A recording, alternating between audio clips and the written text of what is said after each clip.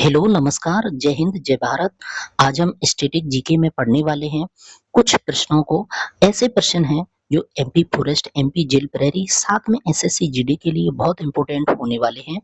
पहले प्रश्न की तरफ हम लोग बढ़ते हैं। आनंद मठ के लेखक कौन हैं? 4 ऑप्शन दिए गए हैं, रविन्द्रनाथ टैगोर, बंकिम चंद्र चटर्जी, सरोजिनी नायडू या फिर अरविंद घोष। इसका जो सही आंसर है वो है बी, बंकिम चंद्र चटर्जी। अगले प्रश्न की तरफ हम लोग बढ़ते हैं और अगला प्रश्न देखिए आप। भूदान आंदोलन किसने प्रारंभ किया था?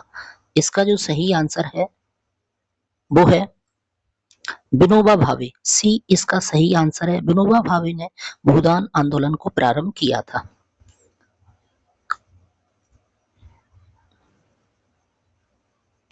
अगले प्रश्न की तरफ हम लोग बढ़ते हैं। अगला प्रश्न है कि लाइफ डिवाइन पुस्तक के लेखक कौन है? तो दोस्तों 4 ऑप्शन दिए गए हैं, महात्मा गांधी, रविन्द्रनाथ टैगोर, राधाकृष्णन, अरविंद घोष। लाइफ डिवाइन जो पुस्तक लिखी है वो अरविंद घोष ने लिखी है, तो इसका जो सही आंसर है वो है डी, अरविंद घोष। साथियों अगले प्रश्न की तरफ हम लोग बढ़ते हैं। अगला प्रश्न है कि बंगाल की एशियाटिक सोसाइटी 1784 में स्थापित हुई थी के प्रवर्तक कौन है? तो इसका जो सही आंसर है वो है सर विलियम्स जोन्स। 1784 में सर विलियम्स जोन्स उस समय गवर्नर जनरल हुआ करता था, तो इसका सही आंसर बी है। अगले प्रश्न की तरफ हम लोग बढ़ते हैं। अगला प्रश्न देखिए, भारत की संविधान सभा के अनुसार गठित की गई थी, यानी कि जो भारत की संविधान सभा है वो किसके अनुसार गठित की गई थी? तो साथियों 4 ऑप्शन है, साइमन आयोग का, प्रस्ताव या कैबिनेट मिशन, योजना, माउंटबेटन योजना, क्रिप्स प्रस्ताव। सही आंसर इसका है बी, कैबिनेट मिशन योजना। साथियों फिर हम लोग अगले प्रश्न की तरफ बढ़ते हैं। अगला प्रश्न है प्रथम भारतीय नोबेल पुरस्कार विजेता कौन है? तो 4 ऑप्शन आपके सामने दिए गए हैं, सीवी रमन, रविन्द्रनाथ टैगोर, हरवे गोविंद खुराना या अमृत सेन। सही आंसर है रविंद्रनाथ टैगोर। रविन्द्रनाथ टैगोर को पहली बार नोबेल पुरस्कार मिला था, तो इसका जो सही आंसर है वो बी, रविन्द्रनाथ टैगोर। साथियों अगले प्रश्न की तरफ हम लोग बढ़ते हैं।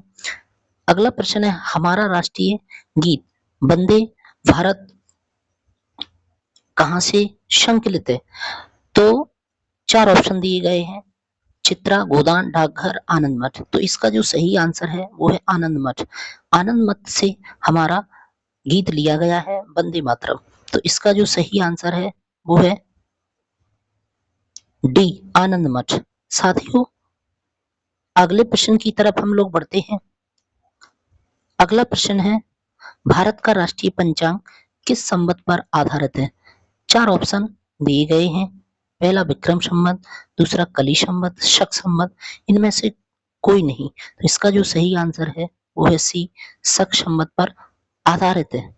साथियों अगले प्रश्न की तरफ हम लोग बढ़ रहे हैं। अगला प्रश्न है दिल्ली में केंद्रीय सचिवालय के उत्तरी और दक्षिणी खंडों का वास्तुविद कौन था? तो 4 ऑप्शन दिए गए हैं साथियों, Edward Lutyens, Antonin Raymond, Robert Tor Russell, Howard Bakers. इसका जो सही आंसर है वो ए, एडवर्ड लुटियंस। साथियों अगले प्रश्न की तरफ हम लोग बढ़ रहे हैं। अगला प्रश्न है निम्नलिखित में से कौन सी कृति रविन्द्रनाथ टैगोर की नहीं है?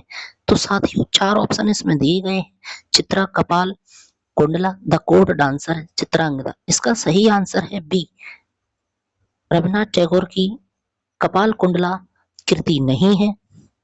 साथियों अगले प्रश्न की तरफ बढ़ते हैं। प्रश्न है भारत की शासन व्यवस्था में पहली बार प्रतिनिधि एवं लोकप्रिय तत्व को समाविष्ट करने का प्रयास किस माध्यम से किया गया था? 4 ऑप्शन है, 1861 का भारतीय परिषद अधिनियम या फिर 1892 का, 1909 का भारतीय परिषद अधिनियम, 1919 का भारत सरकार अधिनियम। साथियों इसका जो सही आंसर है वो है बी, 1892 का भारतीय परिषद अधिनियम। अगले प्रश्न की तरफ हम लोग बढ़ते हैं। 12वां प्रश्न है किस गवर्नर के काल के दौरान 1921 ईस्वी में कलकत्ता में विक्टोरिया मेमोरियल हॉल का निर्माण कार्य पूरा हुआ था। तो 4 ऑप्शन एल्गिन, कर्जन, मिंटो या रीडिंग। साथियों, इसका जो सही आंसर है वो है रीडिंग। रीडिंग के शासनकाल में कोलकाता में विक्टोरिया मेमोरियल हॉल का निर्माण कंप्लीट हुआ था। साथियों, अगले प्रश्न की तरफ बढ़ते हैं। अगला प्रश्न है, नई दिल्ली शहर के रूपांकन में कौन शामिल था? मतलब नई दिल्ली शहर का जब रूपांकन हुआ था, उसको बनाया था, तो उस समय किसने बनाया था? एडवर्ड लुटियंस और एडवर्ड बेकर ने। तो इसका जो साथियों सही आंसर है वो ए है। साथियों, अगले प्रश्न की हम लोग चर्चा करते हैं। अगला प्रश्न है, किसने 1898 में बनारस में सेंट्रल हिंदू कॉलेज स्थापित किया था, जो बाद में बनारस हिंदू विश्वविद्यालय का केंद्र बन गया? तो इस 4 option Madan Mohan Malaviya, Lord Dufferin, Annie Besant, Ishwar Chandra Vidyasagar. सही आंसर इसका जो है वो है एनी बेसेंट। सी बिल्कुल करेक्ट आंसर है। साथियों, अगले प्रश्न की तरफ बढ़ते हैं। अगला प्रश्न है, भारत के राष्ट्रीय ध्वज का डिजाइन किसने तैयार किया था? जैसा कि हम इस प्रश्न को काफी दिनों से पढ़ रहे हैं, पिंगली वेंकैया ने किया था। साथियों, अगले प्रश्न की हम लोग चर्चा करेंगे, देवदास उपन्यास के रचनाकार कौन है? तो 4 ऑप्शन आपके सामने दिए गए हैं। इसका जो सही आंसर है वो है फणीश्वर नाथ रेणु। इन्होंने देवदास उपन्यास को लिखा था। साथियों, अगले प्रश्न की तरफ बढ़े। चित्रा उपन्यास किसके द्वारा लिखा गया?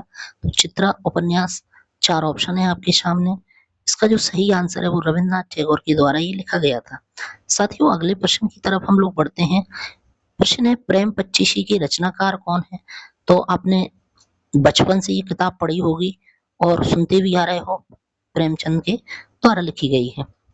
साथियों, अगले प्रश्न की तरफ बढ़ते हैं।